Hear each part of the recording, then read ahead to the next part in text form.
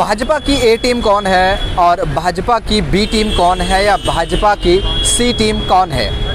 National conference के नायब सदर उमर अब्दुल्ला ने चंद दिन पहले कुपवारा में एक कन्वेंशन होती है और वहां पर खिताब करते हुए इस बात का जिक्र किया कि कुछ लोग जम्मू कश्मीर में है जो भाजपा की ए टीम, बी टीम या सी टीम है, जो लोगों को गुमराह कर रही है। और ये भी साथ में कहा कि लोगों के दिल आप तब तक नहीं जीत सकते जब तक ना आप उनके काम करेंगे। आपने जब से धारा 370 दफ़ा 370 की मनसूखी जम्मू कश्मीर से की है, उसके बाद जितने भी दावे, जितने भी वादे, जो भी आपने किया, वो सारा का सारा जो है वो खोखला साबित हुआ।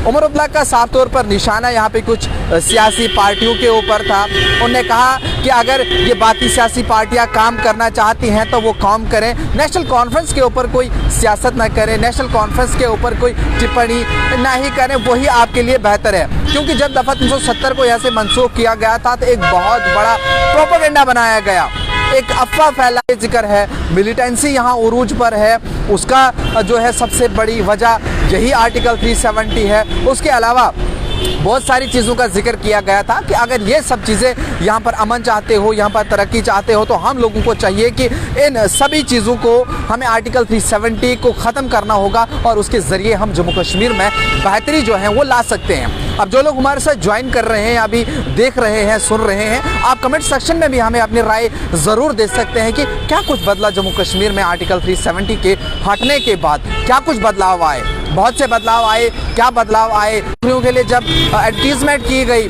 उसमें कितना करप्शन देखने को मिला, उसमें कितनी धांधलियां देखने को मिली, ये सारी चीज़ों का जिक्र उन्होंने इसमें भी किया। और उसके अलावा उन्होंने ये भी कहा कि बिजली आप देखिए, आप स्मार्ट मीटर लगा रहे हैं, आप बाकी चीज़ें कर रहे हैं, आप दावा कर रहे हैं कि 24 घंटे बिजली आप लोगों को मिलेगी, कहाँ है बिजली? ये सब चीज़ें लोगों को नहीं मिल रही है। आप सरासर लोगों को जो है वो गुमराह कर रहे हैं। उसके अलावा उन्होंने कहा कि डायरेक्टर फारूक अब्दुल्ला का 1996 में जब उन्होंने जंग लड़ी, जब उन्होंने इसके लिए डेमोक्रेसी की बात की, लोगों को वो भूल गया। आज आप बड़े बड़े झंडे लहरा रहे हो, आज आप बड़ी बड़ी चीज़ें कर रहे हो, इन सब चीज़ों से आप लोगों का दिल जो है वो जीत नहीं सकते। और आपके अंदर दम है, आपके अंदर वो ताकत है, आप जो है वो इलेक्शन करवाइए, हम दूध का दूध, पानी का पानी जो है वो आपके सामने कर देंगे।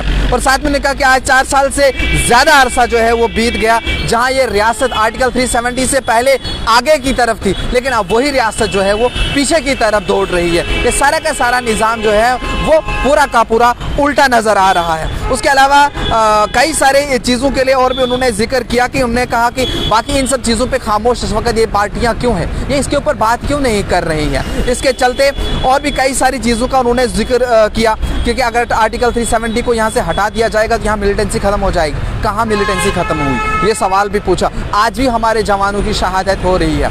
2 दिन पहले, 3 दिन पहले राजौरी के अंदर हुआ, उससे 2 महीना पहले हम कभी नहीं इनकाउंटर जो है वो अनंतनाग का भूल सकते हैं। उन सब चीज़ों का भी जो है इन सब के अंदर आप यूँ कहें कि जिक्र आया और उमर अब्दुल्ला ने ख़ास तौर पर उन सभी लोगों के ऊपर निशाना साधा और कहा कि आप लोगों का इस्तेहसाल करना जो है वो बंद करें, लोगों को गुमराह करना बंद करें, दम है तो इलेक्शन कराएं, यहाँ पे जो है वो हुकूमत बने ताकि लोगों को उनके हक जो है वो ज़रूर मिले। इस तरह से लोगों के ऊपर आप कभी नहीं आ सकते, लोगों का दिल जो है आप कभी भी नहीं जीत सकते। बिजली का जो बहरान इस समय है वो सबसे बड़ा है, स्मार्ट मीटर का था या और टोल प्लाजा का है। इस तरह से कई सारे सवाल, कई सारे चीज़ों का जिक्र भी जो है वो होता रहा। आप हमारे साथ इस समय लाइव में जो लोग नए जुड़े, इस पर हमने बात करी, आपकी क्या राय है वो आप कमेंट सेक्शन में हमें ज़रूर बता सकते हैं। क्या कुछ आप उमर अब्दुल्ला की इस बात से सहमत हैं या नहीं हैं, कमेंट सेक्शन में ज़रूर अपनी राय दें।